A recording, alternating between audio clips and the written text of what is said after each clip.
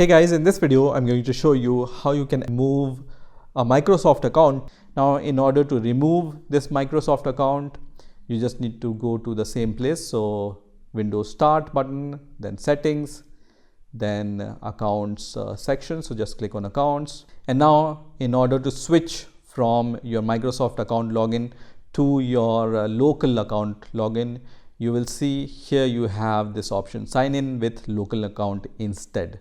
So I'm going to just click on this sign in with the local account instead, and here you can see this warning, are you sure you want to switch to local account?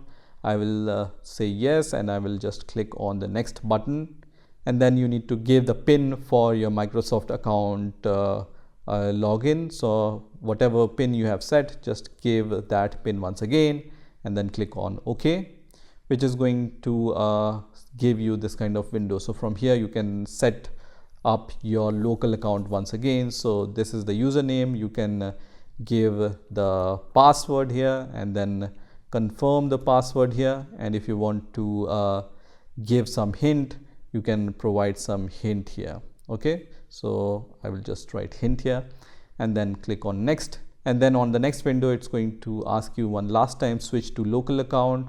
So I will just click on sign out and finish, which is going to sign me out of my Microsoft account, and you can see it's going to sign out of my Windows operating system once, and then when I try to log in, it's going to log in with my local account which I have set up, not with my Microsoft account.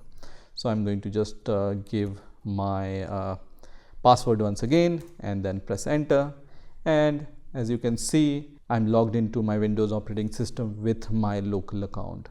I hope you've enjoyed this video, and I will see you in the next video.